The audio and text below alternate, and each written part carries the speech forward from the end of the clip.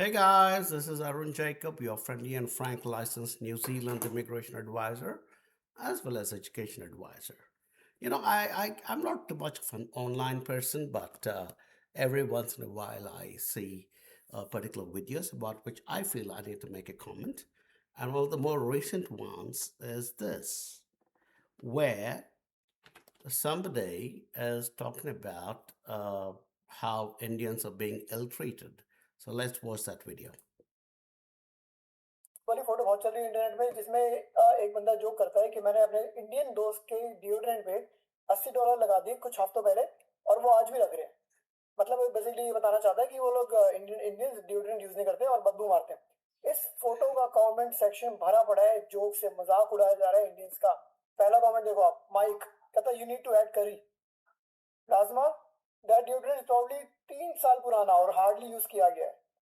ये टोकन को बोलते हैं कि as I am not racist, but मेरी फ्लाइट न्यूयॉर्क से ह्यूस्टन 3 दिन पहले थी और 3 पीपल इंडियन पीपल सामने बैठे थे मेरे और इतनी बदबू आ रही। Anyway, the point was that in America right now, people are commenting about Indians smelling not good enough, and so that's why they need to use deodorants and stuff like that. And I don't live in America; I've been there a few times, but I live in New Zealand, and I have figured out why this particular misconception has spread. It's not about Indians. It is definitely not about Indians smelling bad. It is about the food we make at home. See, I just made a curry in my kitchen. I just made a beautiful curry and used all our masalas and stuff like that, and the oil and the onion and the tomato and everything else. The problem is our curries are very exotic. They're beautiful. They're amazing. But they also let out a lot of flavor and also smells into the air. Now, unfortunately, those smells come and sit in our clothes. See, when I cook that curry in my kitchen, that smell is still pervading throughout my home. So I need to open it out and I have to make sure that these clothes. And also because these countries are colder, America, Canada, UK, Australia, New Zealand, Ireland, wherever else, and because we tend to wear, warm clothing like this. Look at me, I have a robe, and then I have a hoodie. So what happens is the cotton fibers take in the smell that is pervading in the home after we have done our cooking. All right. And so they come and sit inside the cotton fibers of the person who has been in the same room, who has cooked a good curry. All right. So there's nothing wrong with the Indian or the curry he or she has made. It is just that the atmosphere or the weather makes to tends to bring it all in into the clothes and into the curtains. I mean, wherever the cotton fibers, any piece of cloth, whether it's a robe or whether it's a curtain, whatever, or a sofa for that matter, it just sinks into that and it stays. And I have experienced this myself, and I've been telling a lot of my young students who come to New Zealand through our company AGV Global and advising them, saying, guys, whenever you're cooking, first and foremost, try and minimize the amount of masalas you put in. But not everybody would like that. We all like our masala food. I'm an Indian as well.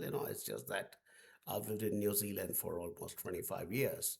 So, I like my masala food, as much as the next Indian does. But the problem is the smells seep into every cotton fiber, including the carpets at home, which is also cotton fiber. Because these homes in the West are not like Indian homes, which are mostly dry. They're mostly dry. Here there is so much of humidity and unseen water particles in the air that all collects that smell and all the masalas and settles onto the carpet or into your clothes or into your curtains or any other cotton fiber or any other material that will absorb smells and little unseen particles. So my advice to my students always was always invest in a deodorant because look, we can let go of the kind of food we eat, just you. But when you're going outside into the world, people will like to smell you properly. When you shave, have an aftershave. When you're stepping out, have a deodorant. Most importantly, put your clothes, especially your clothes, because you don't carry your carpet and your curtains from your home to wherever you're going, whether it's to office or college or university or wherever, or on a bus or any public space, really. But what you carry with you is your clothes, which are still absorbing those smells. So, what do you do? Number one, put your clothes and stuff away in a closet, and shut the door. And shut as many doors as possible from the point of where you're cooking to where the point where your clothes are. All right. And that's when you're minimizing it. And then always have a fresh set of clothes, especially within the closet where you're hanging your robes and your jackets and stuff. Have a fresh set of clothes which are inside a shelf or drawer where, again, the smells will not try and get inside there. And put on a deodorant, put on a perfume, go out into the world and, be clean shaven, look nice, put on an aftershave. If you're a man or if you're a woman, put on your deodorants and your perfumes and whatever. Go out and present your best self to the world. So it's not about Indians. It is just about our habits. It's just about our culture. And, nobody should deride our culture or our background or the way we live our lives. But at the same time, we also need to be respectful of the fact that we are now elected. We have elected to go into a new country and live there, and accommodate and adjust ourselves to the weather patterns and to the homes that the way they are built. Where I'm sitting right now, there's a carpet with a lot of cotton fibers on it, and probably it's also absorbing. But every time I cook, I make sure all the doors are shut and try and minimize the amount of seepage into my clothes. And every time I'm stepping out, well bathed, clean shaven, aftershave, deodorant, perfume, blah, blah, blah, all that stuff. So, yeah, I hope that works for and helps everybody who is planning to move overseas because there are two different reasons here. One is the our culture of cooking food with a lot of masala in it. Great. I love our food. But two, you got to also take into consideration the weather aspects in the countries that you're moving to, which are a lot colder. So which means there's a lot more condensation of water particles, which are not visible to the naked eye. But they're all collecting that smell and depositing it into your clothes and your robes and your jackets and your carpets and everything else. So yeah, hopefully that'll help. And it's kind of not fair on people to make a big hue and cry about it. It's just about common sense.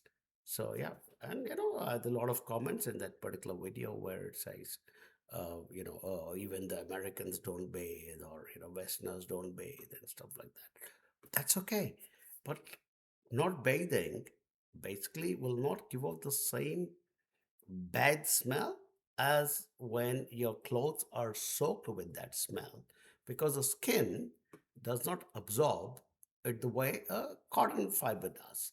In fact, a couple of times when I went to meet my own clients, and I always keep my car very pristine and I make sure it smells nice and and stuff like that. And I used to open the door to or they would come and open the door and sit next to me, and man, whew, there used to be a smell. And I've told some of my closest friends and buddies and clients here in New Zealand saying, guys, you need to work on keeping the smells of the kitchen outside your clothes. That's the only trick. Keep the smells of the kitchen, cook whatever you want, but keep the smells of the kitchen outside from your clothes. So protect your clothes as much as you can, and when you're stepping out, deodorant and a perfume will really sort the problem. Hope that is useful. And if you want to come to New Zealand, just speak to us at AJV Global. That's Alpha Juliet Victor global.com. And yeah, we're here to help you and not just provide you with migration advice, but also real life tips like this. Take care. Good night.